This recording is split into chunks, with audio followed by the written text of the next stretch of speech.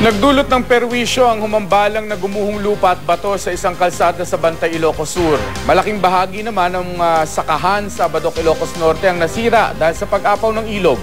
Makibalita tayo kay Manny Morales ng GMA Ilocos. Labis ang panghinayang ng mga magsasaka sa Barangay Bato, Badok, Ilocos Norte sa pagkasira ng ekta-ektarya nilang sakahan. Malaking bahagi kasi ng kanilang taniman ang nilamon na ng ilog na mayat mayay umaapaw dahil sa biglang pagbuhos ng malalakas na ulan. Malapit pa naman daw sana silang mag-ani ng palay na ibebenta. Unang serta, nagsayang nga rod ti pag-apitan min, pag-alaam mi ti agserbi mo kanyamin.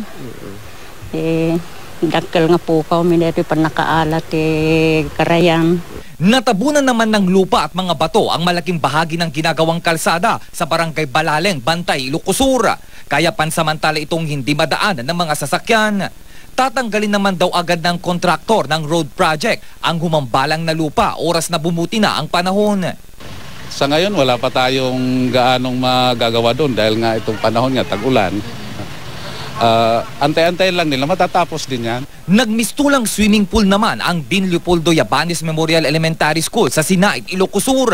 Naipon ang tubig sa campus dahil sa kawalan ng daluyan palabas. Nangangamba tuloy ang mga magulang na mga batang nag-aral doon.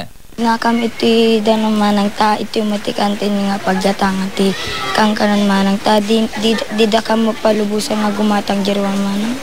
Wala pang pahayag ang lokal na pamahalaan tungkol sa kung anong gagawin nila para maalis ang naipong tubig sa eskwelahan.